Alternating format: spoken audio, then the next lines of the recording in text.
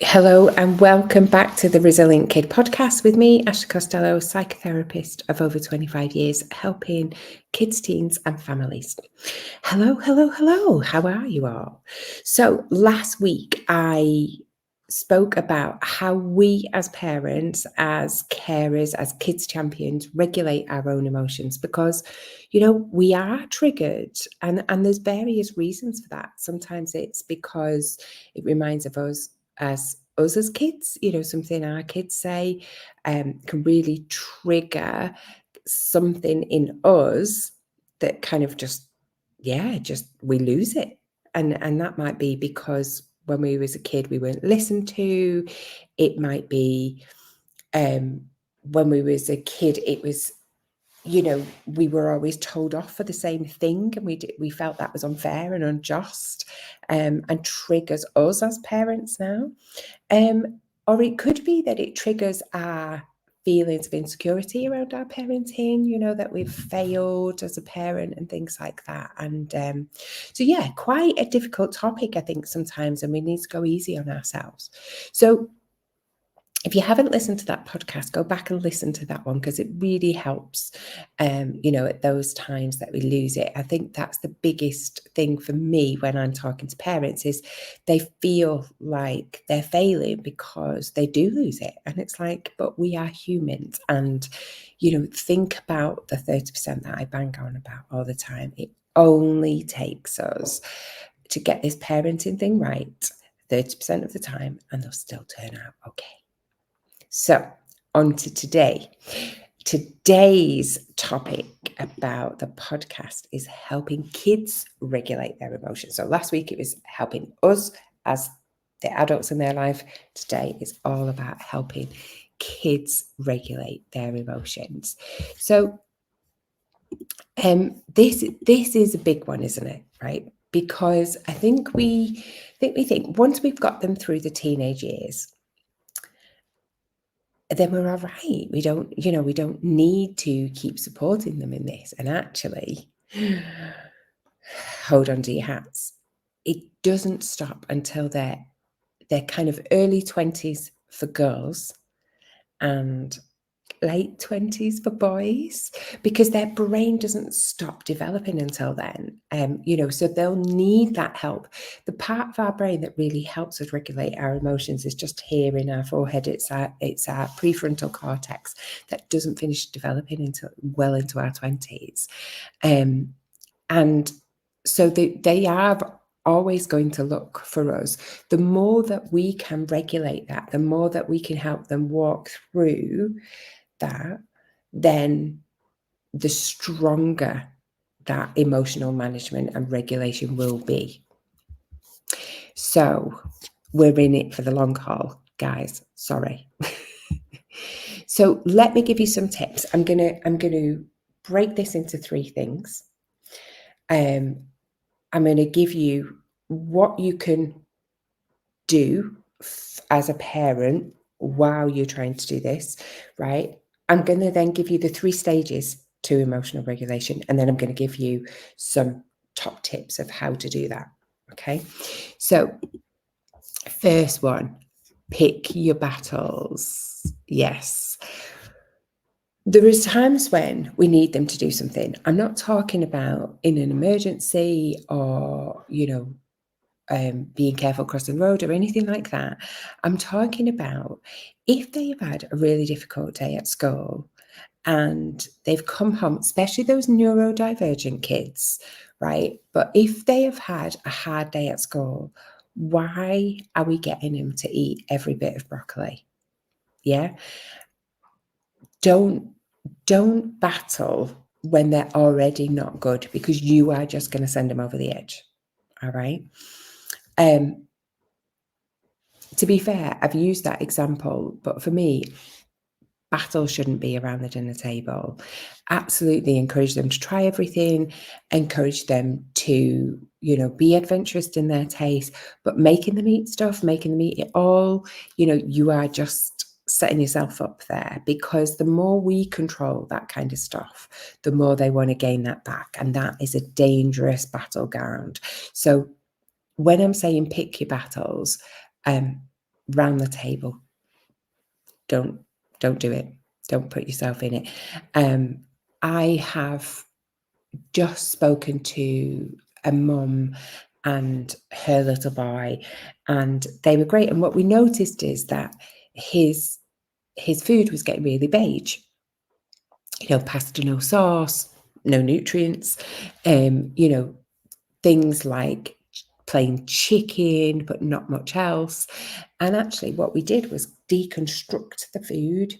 And so we had sauce in a little bowl. And this will be a pain, especially if you've got more than one kid, but this was to get him back on track. So he had a little pot of sauce, he had vegetables, he had pasta, and he had some garlic bread.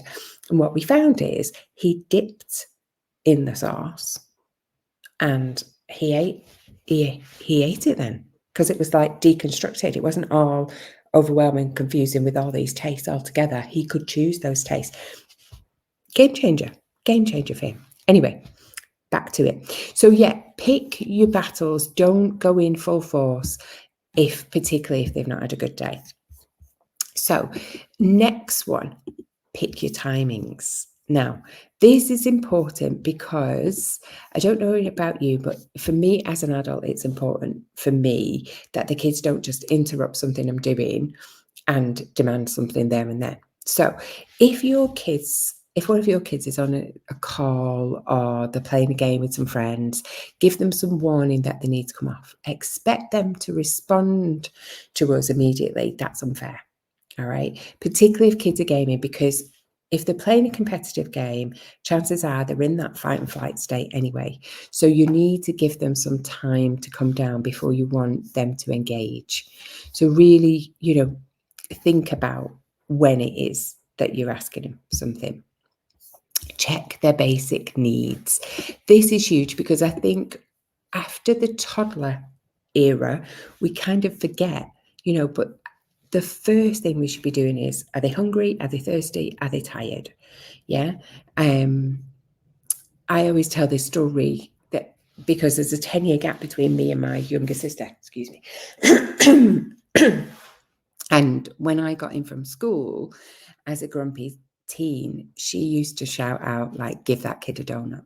And it became a bit of a standing joke because at 5, she could recognize that I was hungry, and she kind of knew that unless I'd got in, had something to drink and eat, there was no way that I was playing with her or really giving her any attention, to be fair. But, it's really important to check in with them. So check the basic needs, but also check how's the day? How is everybody at school? Have they had a fallout with friends? Thinking like that. So then you can help them regulate. But the basic needs are really important. The other thing is get close to them as well. So getting close means that if they're small, you can pick them up. If if they're like mine, taller than you, get physically close to them because they'll innately respond to your nervous system.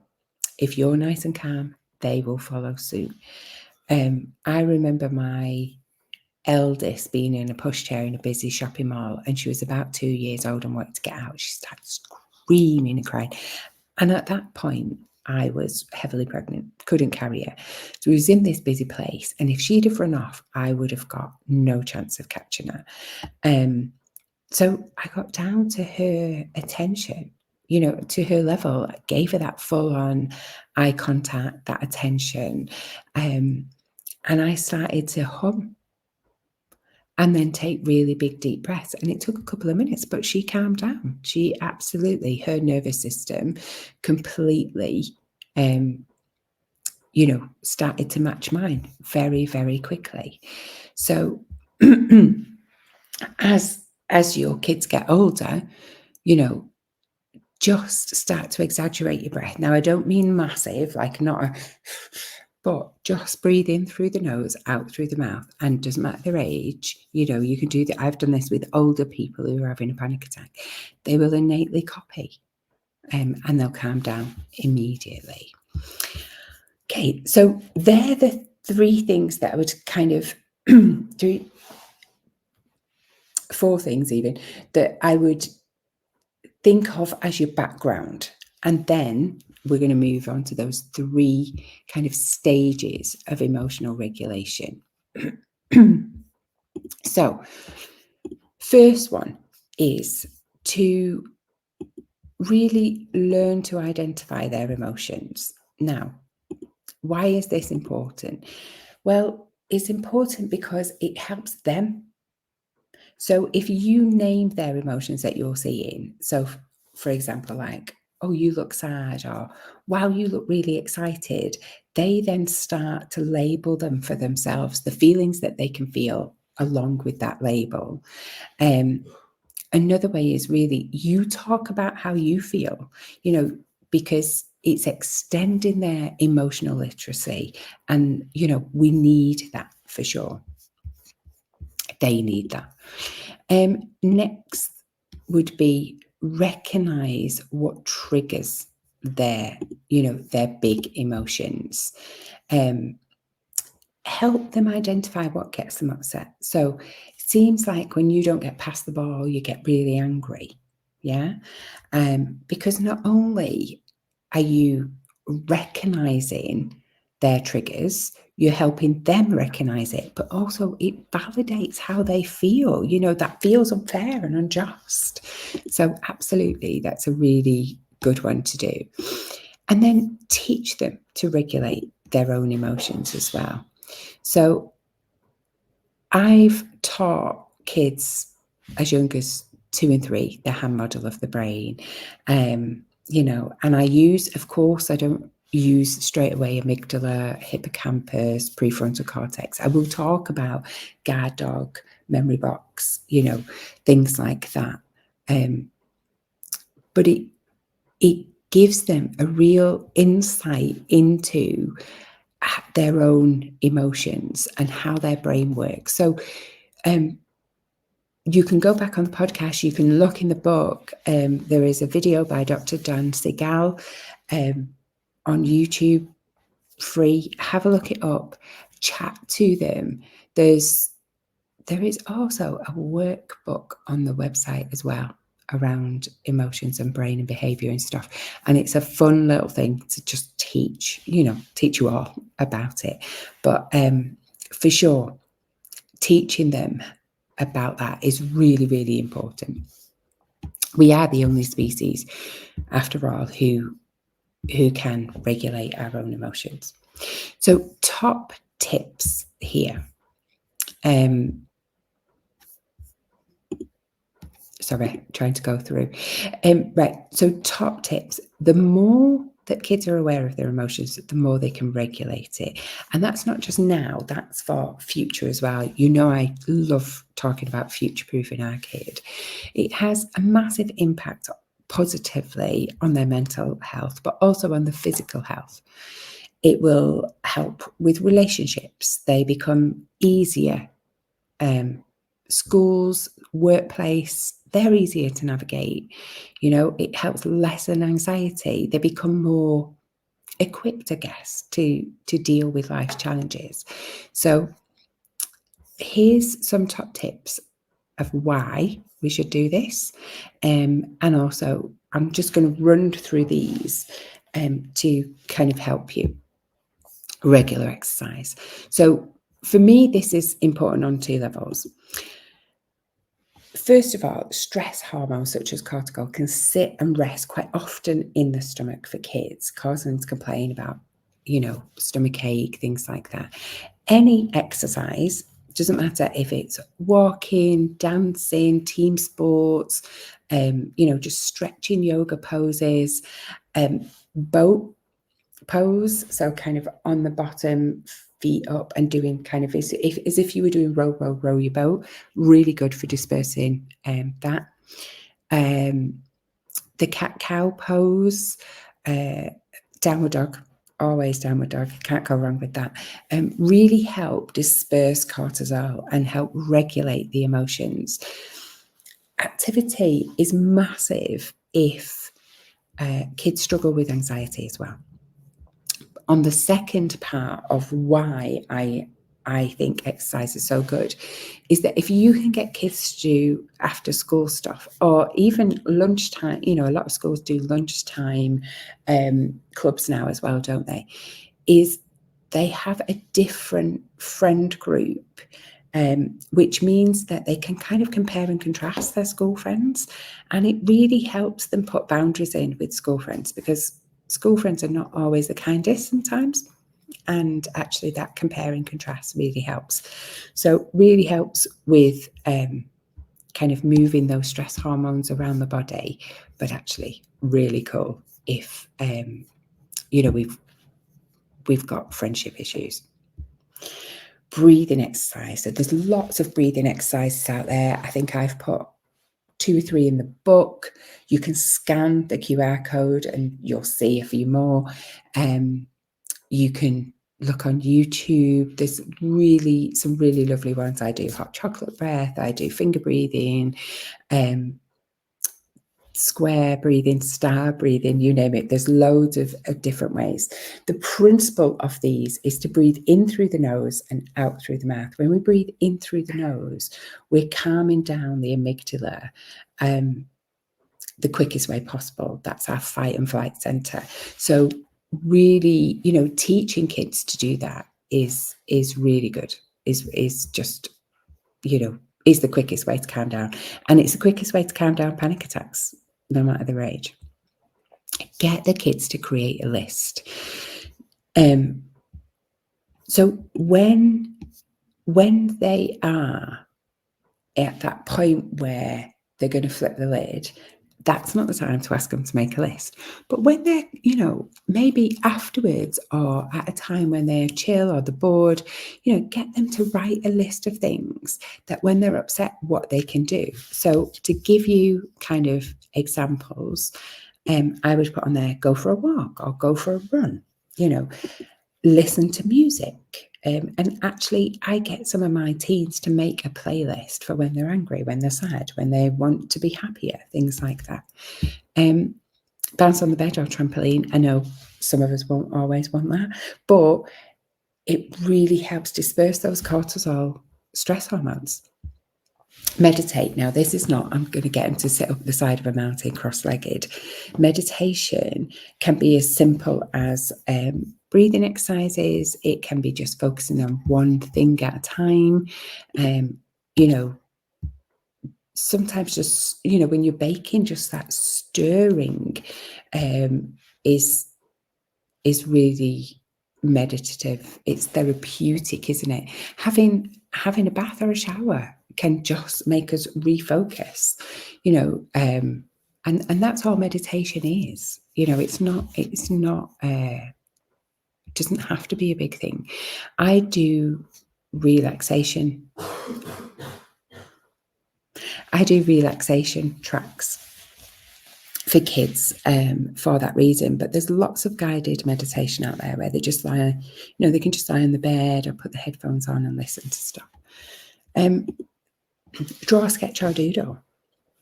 So really just to help them calm down, uses a different part of their brain. Colouring in is a form of meditation as well. Drawing, because you're just focusing on one thing, really helps calm our brain. Speak to a friend, and that's not going on the game console. That's just, FaceTime a friend, have a chat, message a friend, talk to an adult. Now, that doesn't have to be you. If they're cross with you, encourage them to ring the grandma or their auntie, and don't be precious about, what they're saying, because it doesn't matter. Let them just, as long as they're calming down. Amazing. So for me, it's kind of, I hope those have been useful. The list, the examples of the list, I think, are really good, so that you can start them off, but get them to do it, so that when they feel upset, that they can start to, regulate themselves. For sure. The checking basic needs, picking your battles, things like that. It's really important to get your kind of the prelim stuff right? And then getting them to learn, identify and recognize their own emotions will really help them in the long run. So just a reminder, us as the adults in kids' lives, be aware that once they have flipped their lid, right, because a lot of this is really good to help them, but there's two things that I need you to know. One, it takes a good 30 to 45 minutes for their nervous system to reset after they've had a meltdown, flip their lid, whatever you want to call it. During this time, we need to connect with them. We need to hear them. We need to maybe give them space, depending on how your child reacts. It's not about giving them the consequences there and then. Wait until they are calmed down, because you're not going to get anywhere at that point. You're more likely to be triggered yourself. So give them some time, give them some space, get them to calm down, help them, regulate those emotions, walk them through it. And then whatever has upset them, or if they're in trouble or they fell out with somebody, then give them that time and space. So be respectful, then talk to them about, okay, well, that's not acceptable. The consequence is. And I always say, what do you think the consequence should be? Let them take that.